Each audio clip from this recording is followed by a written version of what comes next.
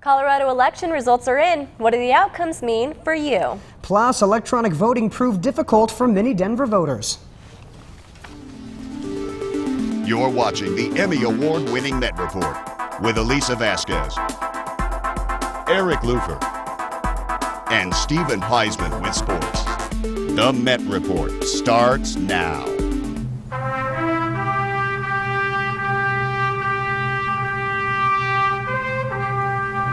Hundreds of voters waited for more than 3 hours to cast their vote last Tuesday due to technical problems at several Denver voting stations. Thank you for watching the special election edition of the Met Report. I'm Eric Lufer. And I'm Elisa Vasquez.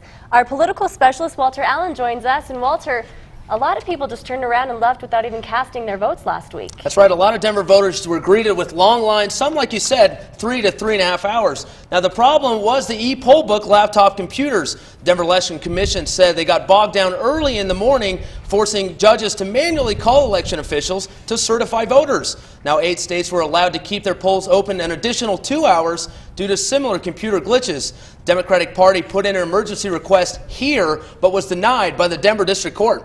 So what time did the polls actually close, actually? In the Denver area, they close around 10:30, and some as late as 1:50. I think that was the last recorded. Wow, closing. that's ridiculous. Well, now another issue here is that many Denver residents were assured by county clerk officials that special precautions had already been put into place to ensure that this wouldn't happen. Reporter Amanda Allen has more on the electronic voting problems.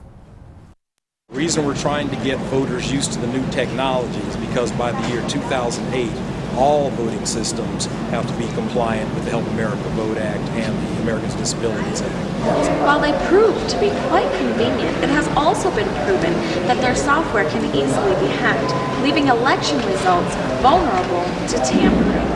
The computer failures on November 7th were so disastrous that Denver City Auditor Dennis Gallagher has called for the resignation of County Clerk Wayne Vaden. Many voters waited in lines as long as 3.5 hours due to repeatedly slowed and stopped computer systems. Even if it takes 10 minutes to vote, that will create such a backlog or a long line. They fear that up to 50,000 people might not be able to vote. Gallagher was outraged because of all the warnings that were ignored. There were no emergency provisions for the electronic machines and computers, and in the future the voting centers plan to offer nothing but these machines. We're very confident. We've actually been using our new Edge machines for early voting over this past week and a half period, and the feedback we're getting from the voters is trying to figure out exactly what the big deal is. Now, some officials are saying that we may never know what the real outcomes might have been since so many people were unable to vote. Now, we want to make sure and hit on all of the issues that could affect our campus, but before that, let's take a look at the major results at hand. Democrat Bill Ritter will be Colorado's new governor, getting 56% of the vote over Bob Beaupre. Also, a few House district results. Ed Perlmutter takes District 7. He had the percentage lead over Rick O'Donnell all night, and in the end, he receives 55% of the vote. Marilyn Musgrave squeaks by Angie Piccioni for House District 4. Of course, this campaign got ugly a couple of times. Piccioni was unhappy with Musgrave because of her negative campaigning. Well, now we're going to move on to some of the specific issues that are going to affect students right here on campus. First off, we have Amendment 42, which was the proposed increase of Colorado's minimum wage. Now, this amendment passed 53% to 47%. And Walter, is it a surprise that this vote was actually relatively close? The amendment showed to be a tight race, and it was throughout the entire election. On the one side, you have the minimum wage workers who were obviously voting yes, and the small businesses who are voting no because they could lose a substantial amount of money by giving them this raise. In a recent study, wage raises in other states haven't driven up prices, hurt sales, or reduced jobs. And this is studies that are done in states that have already increased their minimum wage. Now, another issue that got a lot of attention was, of course, Referendum I, dealing with domestic partnerships, and Amendment 43 pertaining to the definition of marriage. Amendment 43 passed 56 to 44%, and Referendum I, although a much closer race, 53 to 47%, did not pass. And Walter, these issues actually went hand in hand. They went hand in hand, but they weren't as related as you might think. Amendment 43 really showed no sign of failing, so the fact that it passed is really no surprise. 43 officially bans gay marriage by defining marriage between between a man and a woman. However, referendum I was to allow certain rights to domestic partnerships or same-sex couples. These certain rights include hospital visitation and inheritance rights. What was really surprising is that it looked like it was going to get creamed at the beginning, and it made for a really tight race. So let's take a look at the significance between an amendment and a referendum. The amendment passed, and what's the significance of that? Well, it's going to be a lot harder to change if the Coloradans decide to change it down the road. It's going to be a lot harder for them. Because it's in the Constitution. Right? Exactly. Okay. All right, well, another race that was really close, referendum K.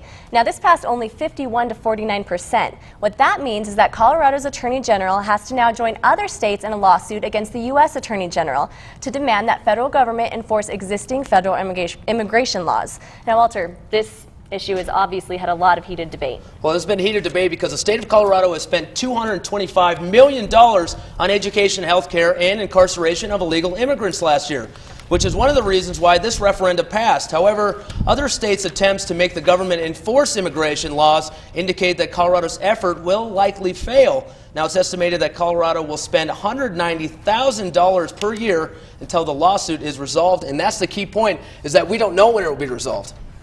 All right, and now next, of course, Amendment 44, which would have been a constitutional measure allowing the possession of 1 ounce of marijuana to any person 21 years of age or older.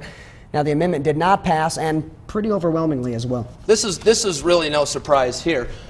But proponents of the amendment thought they would have a chance due to the studies that have been done on marijuana. The studies have indicated that the drug is less harmful than alcohol, but opponents say that the same study shows that it still has negative effects psychologically and physiologically. So there might have been some serious ramifications if it did pass. Well, there was speculation that you might start seeing marijuana bars show up, use by our police and firefighters and other people in that profession. So, Walter, thank you so much for joining us today. We appreciate your input.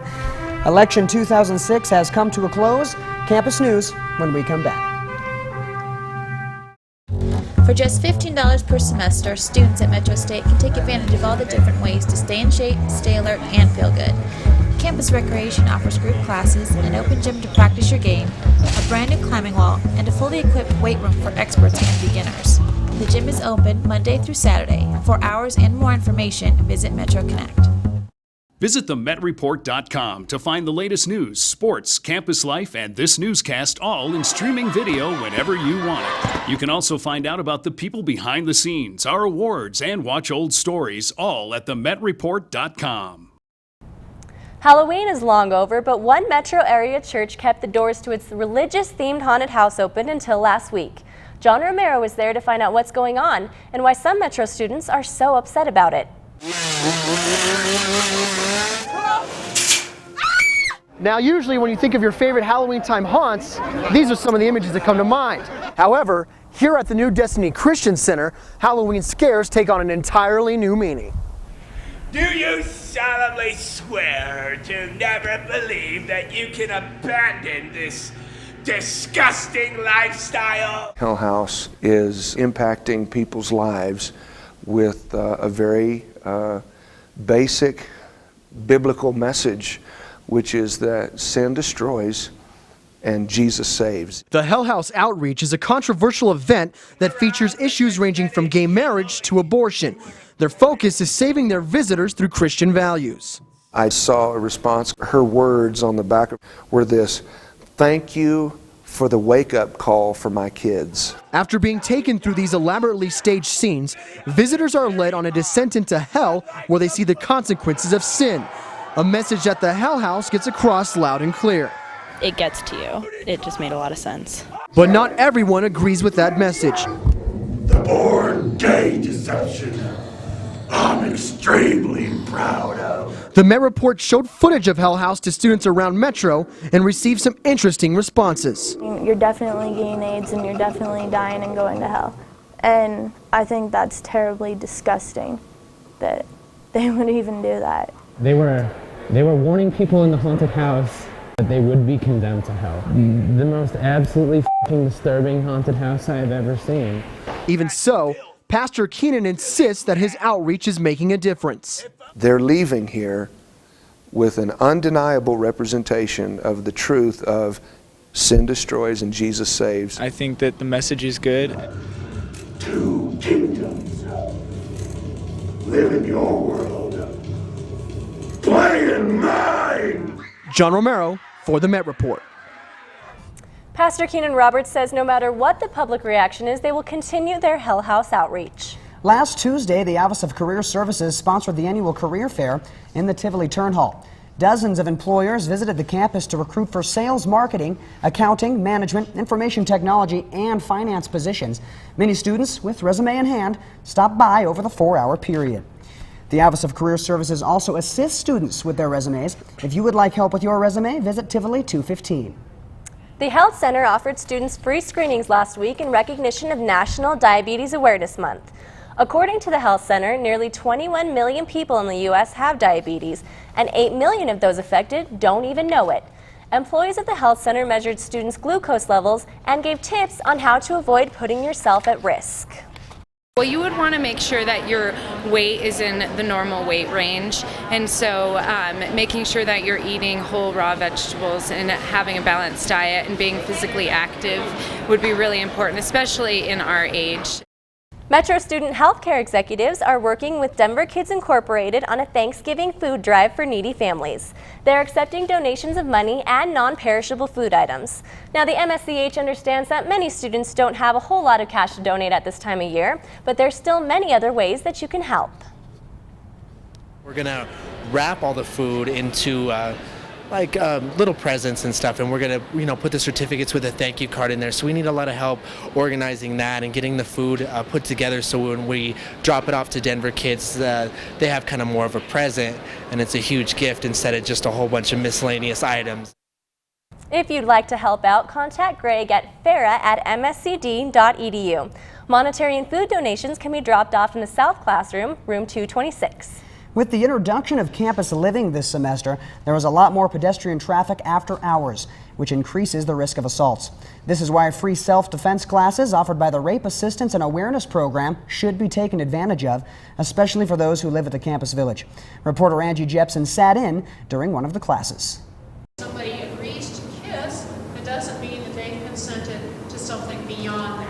The skills taught to attendees of the self-defense class included verbal self-defense, assertiveness and awareness skills, and physical self-defense.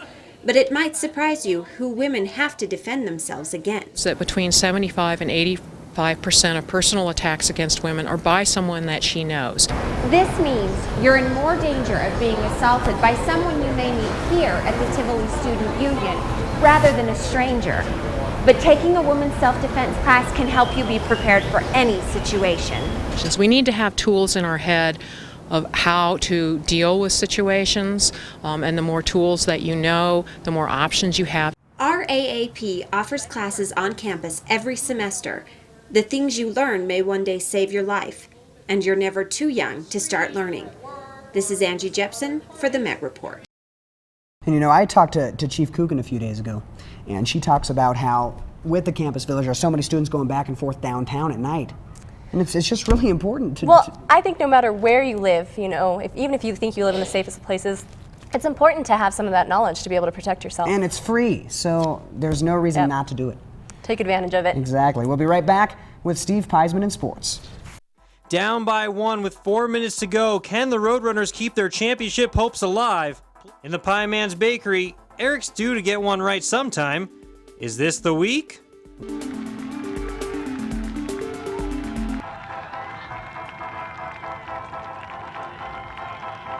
Romy, a lot of people ask me how you get so excited about a sports program that does not have a football team.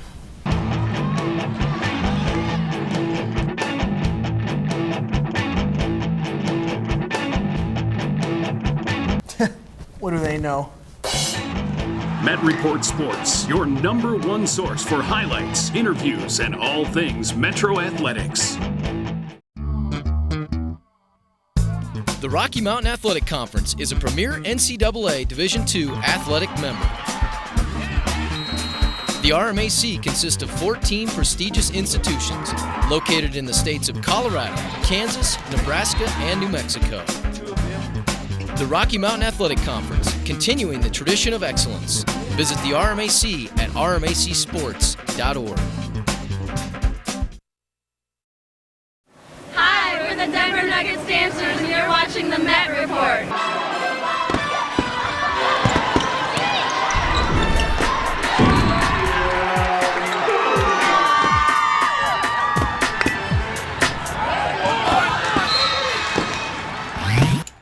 Welcome back. We're here with Steve Peisman in sports and NCAA soccer tournament, the women through the second round.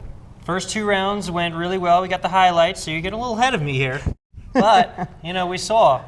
Eric, I have confidence in your Pie Man's Bakery answer this week. I'm ready. Let's get to it. Later. I know you guys aren't going to pay attention to me now, but later. The women's soccer team hosted the first 2 rounds of the NCAA tournament. Game 1 against the West Texas A&M Lady Buffs. Kylie Hanovan gets the runners on the board early, taking the breakaway to the bank. The game was a lot closer than it should have been, as the Lady Buffs D and the crossbar 4 times denied the runners shots. It's all about momentum, as the Lady Buffs capitalized with 2 straight goals. The first by Elizabeth Markison and the second from Sarit Shinar. Down to 4 minutes left in the game. Down 2-1, the ball skips past goalie Alicia Jungmann, and Katie Kilby is there to tie it. On to overtime as Metro completely dominated. And finally, Justine, no relation to Carlos Montoya, bends it like Beckham and sends the runners to the second round. A bit of an easier time in the second round for the runners. The ball gets past a sliding Alyssa Wolford to Amanda Nance with a shot just wide. No worries, though, as Hanovan passes the ball to Jenna Oni, who puts Metro up 1-0. Wolford gets the ball over to Hanovan, who gets the insurance goal, putting Metro up for good and into the Elite 8. Hi-oh! I think that from top to bottom, our team has just been playing great. Like today, I think was really, truly a team when everyone played today, and I think everyone played extremely well. And as far as defensively, I think everyone really just stayed strong, marked up, and covered each other well.